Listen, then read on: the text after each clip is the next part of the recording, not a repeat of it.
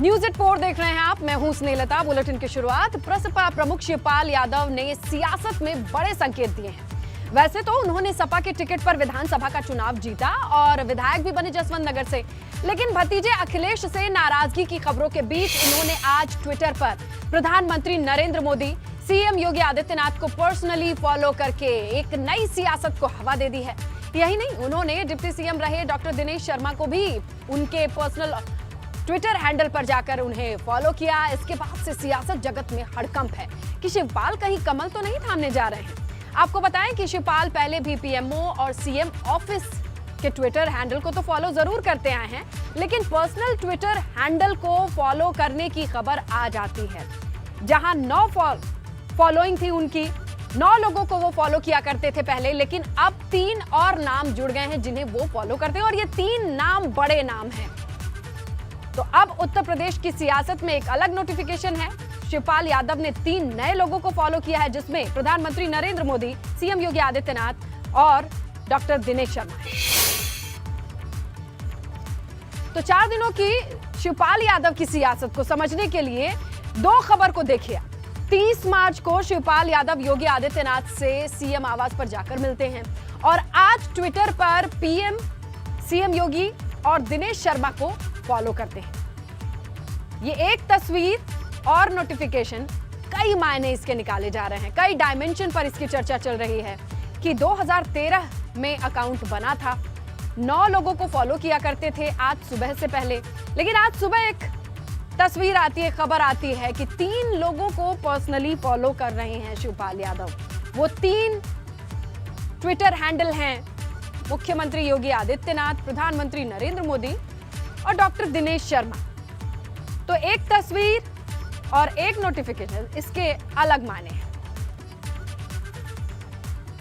आइए अब आपको सिलसिलेवार तरीके से बता देते हैं कि आखिर शिवपाल की अखिलेश से नाराजगी क्यों है, क्यों वो नाराजगी के बाद बीजेपी के करीब बताए जाने लगे हैं, ऐसी चर्चा क्यों है, समझिए। 26 मार्च से शुरू करते हैं। शिवपाल को सपा विधायक दल की बैठक में बुलावा नहीं गया और 26 मार्च को ही अखिलेश यादव को विधायक दल का नेता चुना गया, जिसमें शिवपाल गैर मौजूद रहे। 27 मार्च की जब बात आती है तो इटावा में एक धार्मिक कार्यक्रम में वो शामिल होते हैं और 28 मार्च को ही नाराज शिवपाल यादव मुलायम सिंह से मिलने के लिए दिल्ली पहुंच जाते हैं। 28 मार्च को मुलायम से मिलकर के शिवपाल ने अखिलेश से नाराजगी की बातें बताई और 28 तारीख को ही लखनऊ लौटने की खबर मिलती है, लेकिन वो इटावा चले जाते हैं। आइए 29 मार्च की बात करें तो विधानसभा में सभी विधायकों के साथ शपथ ग्रहण नहीं करते हैं, जबकि ऐसा करना था उन्हें, और 29 मार्च को ही सहयोगियों की अखिलेश यादव ने बैठक बुलाई। इस चिट्ठी में शिवपाल सिंह यादव का नाम सबसे ऊपर लिखा था, लेकिन इसी बैठक में, सहयोगी दलों की बैठक में शिवपाल शामिल नहीं होते हैं। 30 मार्च पे आइए तो इटावा से लखनऊ पहुंचकर शिवपाल ने विधायक पद की शपथ तो ले ली और 30 मार्च की देर शाम तक शिवपाल यादव ने सीएम योगी से मुलाकात की और शिवपाल यादव ने कहा कि अगले कदम का जल्द ऐलान करूंगा। और 31 मार्च की जब आप बात करते हैं तो लखनऊ के एक स्कूल में निजी कार्यक्रम में वो शामिल होते हैं। लखनऊ में ही पार्टी नेताओं से मुलाकात करते हैं अपने दफ्तर पर। इसके बाद बड़ी तारीख आती है 2 अप्रैल, 2 अप्रैल। शिवपाल यादव ने ट्विटर पर पीएम मोदी, सीएम योगी, डॉक्टर दिनेश शर्मा को पर्सनली फॉलो किया। ये पूरा सिलसिलेवार क्रम है, तारीख दर तारीख किस तरीके से मूवमेंट बढ़ी है ये आप देखिए। योगी सरकार में पशुधन, दुग्ध विकास, अल्पसंख्यक कल्याण मंत्री धर्मपाल सिंह ने कहा कि वक्त की जमीनों पर अवैध कब्जेदारों पर बुलडोजर चलाकर उसे मुक्त कराया जाएगा। साथ ही मदरसों में राष्ट्रवाद, देशभक्ति और तकनीकी शिक्षा दी जाएगी ताकि वो आतंकी गतिविधियों से अलग होकर देश को अपना समझे। उत्तर प्रदेश सरकार के कैबिनेट मंत्री धर्मपाल सिंह जी हमारे साथ में बात करने के लिए मौजूद हैं। आइए उनसे बात करते हैं। उनके पास बहुत ही महत्वपूर्ण विभाग है, एक तो पशुपालन विभाग, साथ ही अल्पसंख्यक और हज विभाग भी है। उनसे बात करते हैं कि किस तरीके की कार्य योजना है पूरे 100 दिन की। उत्तर प्रदेश में आर्थिक संपन्नता खेती से की जाती और खेती जीडीपी नापने का एक पैमाना होता है और खेती में पशुओं का विशेष स्थान होता है। किसान परेशान है छुट्टा पशुओं से और छुट्टा पशु परेशान है किसानों से कि जब दूध देते हैं तब तक तो रखते हैं, दूध नहीं देती गायें तो छोड़ देते हैं। हम दोनों की समस्या हल करेंगे। छुट्टा पशु इधर उधर घूम रहे हैं, हम गौशालाएं बनवा के उनको संरक्षण देने का काम करेंगे। एक और महत्वपूर्ण विभाग आपके पास अल्पसंख्यक विभाग है, उसकी क्या कार्य योजना आपने अभी तक? आज पहली बैठक है बरेली में और अल्पसंख्यक विभाग के अधिकारियों से तय करेंगे। जो हमारे पास वक्फ बोर्ड भी है, वक्फ बोर्ड की संपत्तियों पर लोगों ने अवैध कब्जे कर रखे, किसी के लोगों के नाम भी करा रखी है, तो विभाग से जानकारी करके उसे छुड़वाने का काम करेंगे। लखनऊ में अतिक्रमण पर लगातार एलडीए का बुलडोजर चल रहा है। आज भी गोमती नगर के जनेश्वर मिश्र पार्क के सामने अतिक्रमण पर रही 8 दुकानों को तोड़ा गया। इस दौरान भारी पुलिस बल भी तैनात रहे। मौके पर पीएसी के जवान भी मौजूद रहे। तो देखिए, ये पीला पंजा आपको चलता हुआ दिखाई दे रहा है। जनेश्वर मिश्र पार्क के सामने जो अवैध अतिक्रमण था, उसे बड़ी देखरेख के साथ हटाया गया है। पीएसी के जवानों की मौजूदगी रही ताकि शांतिपूर्ण तरीके से अतिक्रमण हटाने की कार्रवाई पूरी हो सके। गश्ती पर रहे तमाम जवान। तो पूरे प्रदेश में आज से मिशन शक्ति और एंटी रोमियो स्क्वाड अभियान की शुरुआत हो गई। लखनऊ के नेशनल पीजी कॉलेज से इसकी शुरुआत की गई है। डीसीपी सेंट्रल के नेतृत्व में महिला पुलिस कर्मियों के साथ इस अभियान को चलाया गया। एंटी रोमियो स्क्वाड अभियान की शुरुआत के साथ साथ प्रदेश भर में 1000 से ज्यादा पिंक बूथ बनाए जाएंगे। महिला अगर किसी गाड़ी का इंतजार कर रही है तो वो पास में बने पिंक बूथ में बैठ सकती है। वहीं स्कूल, कॉलेजेस और मंदिर के पास छेड़खानी करने वालों पर पैनी नजर रहेगी। महिला पुलिस कर्मियों को सिविल ड्रेस में इन जगहों पर तैनात किया जाएगा।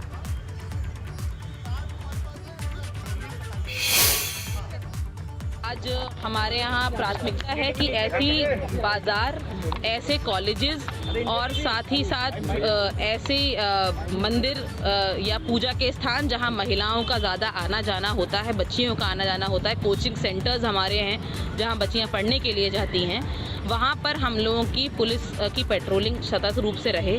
प्लेन क्लोथ्स में भी महिला कांस्टेबल्स जो हमारी हैं, महिला सब इंस्पेक्टर्स भी अगर नेसेसरी होती हैं तो हम वहाँ लगा रहे हैं ताकि बच्चों या महिलाओं को ईज़ हो बात करने में।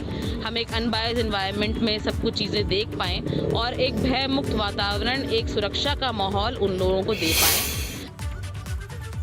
तो देखिए, मनचलों की एक बार फिर खैर नहीं होगी। सीएम योगी के निर्देश पर नवरात्र के पहले दिन से आज से प्रदेश में एंटी रोमियो मिशन की शुरुआत हो गई। मेरठ में आज इसकी शुरुआत की गई। मकसद बेटियों और महिलाओं की सुरक्षा से खिलवाड़ करने वालों पर कार्रवाई करना है। मेरठ के बच्चा पार्क चौराहे से 15 थानों से आई महिला पुलिस कर्मियों के दल को महिला एसओ मोनिका जिंदल ने हरी झंडी दिखाकर रवाना किया। 100 दिन तक मिशन शक्ति के तहत ये मिशन चलेगा।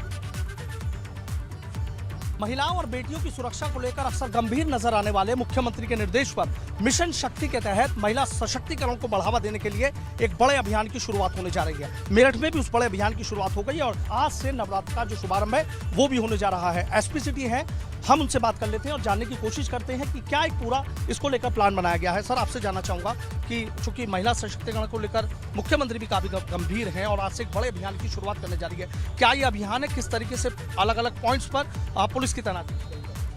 देखिए, 5 साल से एंटी रोमियो स्क्वाड हमारे बहुत सफलतापूर्वक अपने कार्य को अंजाम दे रहे हैं। पिछले 1 साल से भी अधिक समय से हमारा मिशन शक्ति एक अभियान चल रहा है जिसके तहत हर थाने में महिला हेल्प डेस्क और उनके लिए एक अलग व्यवस्था इस पर की गई है थानों में। उसी से प्रेरित होकर मिशन शक्ति के अंतर्गत ही विशेष महिला सुरक्षा हेतु विशेष दलों का निर्माण किया गया है। अगले 100 दिन तक लगातार हमारा फोकस महिला सशक्तिकरण और महिला अपराध जो है, महिला संबंधित अपराध हैं, उनके ऊपर महिलाएं अपनी बात को कह सकें, सुरक्षित महसूस कर सकें। उसके बावजूद यदि कोई घटना होती है तो उसके लिए वो सशक्त महसूस करके थाने पे आ सकें और अपनी बात को स्पेशली कह सकें और हम भी एक बेहतर उनको जो है व्यवस्था दे सकें। उसके लिए महिला सुरक्षा हेतु विशेष दल बनाया गया है। सर, हमने देखा है मेरठ की हम बात करें तो तमाम स्कूल कॉलेजेस की अगर हम बात करें तो वहाँ पर जो महिला पुलिसकर्मी हैं, चाहे और पुलिसकर्मी हैं, वहाँ अक्सर तैनात रहते हैं। क्या इस बार उस चीज़ में थोड़ा बदलाव किया गया, कुछ और पॉइंट्स भी लिए गए?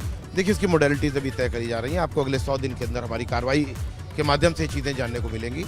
हम कार्यशालाएं करके और अपने फोर्स को और बेटर इक्विप्ड बना करके हम एक बेहतर एक व्यवस्था देने का प्रयास करेंगे। माहौल खराब करा किसी ने? नहीं, ऐसा कुछ नहीं हुआ है, माहौल खराब नहीं किया है। और जब अगर किसी ने करा तो फिर सर हाँ, तो बिल्कुल माहौल ख़राब किया तो सख्त कार्रवाई होगी। लेकिन मैं आपको बताना चाहूँगा, हमारा फोर्स डिसिप्लिन्ड है, हमारा फोर्स पूरी तरह से ब्रीफ्ड है। इसके बाद में हमारे इस संगठन को देख करके जो मनचले किस्म के या इस तरह के लोग हैं जो माहौल ख़राब कर देते हैं या करने की हिम्मत भी करते हैं, वो सब हतोत्साहित होंगे। हमारा प्रयास ये है कि वैसे लोग हतोत्साहित हों और उसके बावजूद भी अगर कोई इस प्रकार की भूले भटके कोई घटना करे तो उसको फिर हम ऐसी सज़ा दिलाएं जिससे कि जो है आने वाले और लोग ऐसे जो मनचले और इस प्रकार के व्यक्तित्व के लोग हैं वो इस प्रकार के कुछ भी करने से पहले 100 बार सोचें। बहुत बहुत शुक्रिया। तो देखिए, एसपी सिटी विनीत भटनागर मेरठ हमारे साथ थे। सीधा कहना है कि पूरी कार्य योजना तैयार कर ली गई है। 100 दिन तक महिला सशक्तिकरण को बढ़ावा देने के लिए जगह जगह कार्यशालाएं होंगी, स्कूल कॉलेजेस में प्रोग्राम होंगे और सीधे कह रहे हैं कि यदि किसी ने भी हिमाकत की, किसी मनचले ने लड़कियों को या बेटियों की सुरक्षा को लेकर कोई भी हिमाकत करी तो पुलिस उससे बेहद सख्ती से निपटेगी। वीडियो जर्नलिस्ट सत्येंद्र सिंह के साथ सनुज शर्मा, एबीपी गंगा, मेरठ। गाजियाबाद से बड़ी खबर मिल रही है। बैंक के अंदर घुसकर 10 लाख की लूट की खबर है। नंदग्राम क्षेत्र के नूरनगर में बदमाशों ने इस लूट को अंजाम दिया है। हथियार के बल पर लूट की घटना को अंजाम दिया है। इस वक्त की बड़ी खबर गाजियाबाद से। बैंक के भीतर घुस करके 10 लाख की लूट की गई है। नंदग्राम क्षेत्र के नूरपुर में बदमाशों ने इस लूट को अंजाम दिया है। हथियार के बल पर लूट की घटना को अंजाम दिया गया। देखिए, ये सीसीटीवी फुटेज भी सामने आया है। गाजियाबाद से नंदग्राम क्षेत्र के नूरपुर में बदमाशों के हौसले कितने बुलंद है, जरा देखिए इन तस्वीरों में। देखिए, जहां सीसीटीवी फुटेज भी सामने आया है, बताया जा रहा है कि सीसीटीवी फुटेज में हथियार के दम पर इस लूट की वारदात को अंजाम दिया है। नंदग्राम क्षेत्र है, नूरपुर नगर में बदमाशों के हौसले कितने बुलंद हैं, अंदाजा लगाइए। सर्विलांस है, सीसीटीवी है, बावजूद इसके ये लूट की बड़ी घटना। ज्यादा डिटेल सहयोगी शक्ति से लेते हैं। गाजियाबाद से लूट की ये दूसरी घटना शक्ति, जो बड़े पैमाने पर सीसीटीवी है, तमाम चीजें हैं, सुरक्षा है, बावजूद इसके इतने हौसले बुलंद हैं। क्योंकि बिल्कुल अगर बदमाशों की बात की जाए तो बदमाशों के जो हौसले हैं आजकल बेहद ही बुलंद हैं। और गाजियाबाद की बात की जाए तो गाजियाबाद में अभी कुछ दिन पहले 25 लाख की लूट हुई थी, वो अभी तक पेंडिंग है, वो अभी तक खुली नहीं है।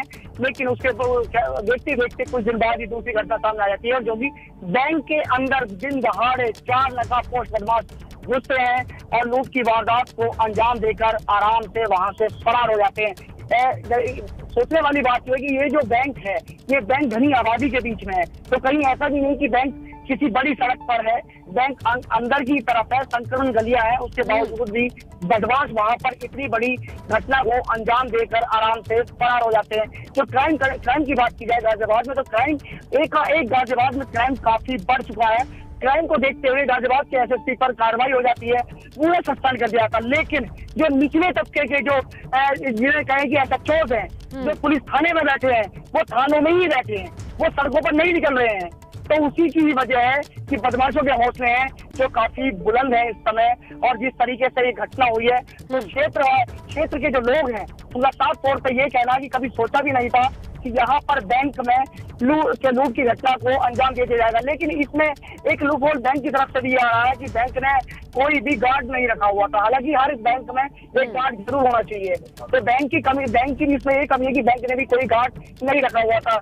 मौके पर अधिकारी पहुंचे, मौके पर आईजी प्रवीण कुमार पहुंचे, मौके पर एसपी सिटी हैं। तो कहीं ना कहीं ऐसा माना जा रहा है कि लूपहोल बैंक की तरफ से भी, लेकिन बदमाशों के हौसले तो वहां के ही बेहद इस समय बुलंद है। सीसीटीवी भी सामने आया कि बदमाश बाइकों पर जा रहे हैं, अंदर की तरफ बदमाश जाते हैं, और वहां पर दो उस समय जो कस्टमर भी थे वो भी अंदर थे। उस समय एक से जो बदमाश अंदर जाते हैं और एक से कहते हैं कि अरे आपकी जो बाइक है बाहर उसका ताला खुला हुआ, तो एक आदमी बाहर जाता है और बाकी सबको गन पॉइंट पर ले लेते हैं। तो गन पॉइंट पर लेने के बाद जो बैग था उस बैग को भरकर और आराम से वहां से फरार हो जाते हैं। 10 से 12 लाख रुपए कैश ये बताया जा रहा है। गाँव में ये पंजाब नेशनल बैंक की एक छोटी सी यूनिट है जो कि गाँव में स्थित है, जो कि नूरपुर है। तो कहीं ना कहीं जो बदमाश हैं, बदमाशों के हौसले काफी बुलंद हैं। शक्ति, ऐसी घटनाओं के बाद से लोगों के भीतर असुरक्षा की भावना आती है, पूरे क्षेत्र में एक डर समा जाता है। ऐसे में महकमा क्या कह रहा है, डिपार्टमेंट क्या कह रहा है, कब तक इन लोगों को पकड़ लिया जाएगा? देखिए, बिल्कुल अगर महकमे की बात की जाए तो अधिकारियों की बात की जाए, वो तो हमेशा कोई भी घटना हो जाए तो अधिकारी पहुंचते हैं और उनका एक ही बयान होता है कि जल्द से जल्द इस घटना को खोल लिया जाएगा, सुलझा दिया जाएगा। तो उनका तो यही कहना होता है हमेशा। लेकिन बदमाशों में जो दहशत बिल्कुल, जब तक धरपकड़ नहीं होगी, तय समय से पहले इन्हें पकड़ के सलाखों के पीछे नहीं ले जाया जाएगा, हौसले बुलंद रहेंगे। ये दूसरी घटना है गाजियाबाद से लूट की, और अब इस पर प्रशासन का कहना है कि जल्द से जल्द कार्रवाई होगी। आपका यूपी में आज से संचारी रोग नियंत्रण अभियान की शुरुआत हो चुकी है, जिसकी शुरुआत सिद्धार्थनगर से सीएम योगी ने की है। इस अभियान में लोगों को बीमारी से बचने के तरीकों की जानकारी दी जाएगी। अच्छी बात यह है कि इस अभियान की शुरुआत अलग अलग जिलों में अलग अलग मंत्री कर रहे हैं, और जो तस्वीर आप देख रहे हैं ये सिद्धार्थनगर की है। यहाँ पर खुद मुख्यमंत्री योगी आदित्यनाथ ने इस अभियान की शुरुआत की है। प्रधानमंत्री मोदी जी के नेतृत्व में हम लोगों ने न केवल फाइलेरिया बल्कि ट्यूबरक्लोसिस को भी पूरी तरह समाप्त करने का एक संकल्प ले लिया है कि अब इन प्रकार की बीमारियों को कहीं भी हम टिकने नहीं देंगे, उत्तर प्रदेश की धरती पर टिकने नहीं देंगे। अगले एक वर्ष के अंदर हम लोग 17 से 18 नए मेडिकल कॉलेज प्रारंभ करेंगे, जिससे प्रदेश के अंदर मेडिकल एजुकेशन की भी समस्या का समाधान हो जाएगा और साथ साथ लोगों को बेहतरीन विशेषज्ञ स्वास्थ्य सुविधा भी यहां पर प्राप्त होगी। तो एक और सिद्धार्थनगर में सीएम योगी ने संचारी रोग नियंत्रण अभियान की शुरुआत की, तो दूसरी ओर फिरोजाबाद में उप मुख्यमंत्री ब्रजेश पाठक पहुंचे और यहां उन्होंने इस अभियान को हरी झंडी दिखाई। प्रदर्शनी में मौजूद स्वास्थ्य विभाग के लोगों से ब्रजेश पाठक ने कहा, कोई भी मरीज वापस नहीं जाना चाहिए और अच्छी तरीके से उसका इलाज होना चाहिए।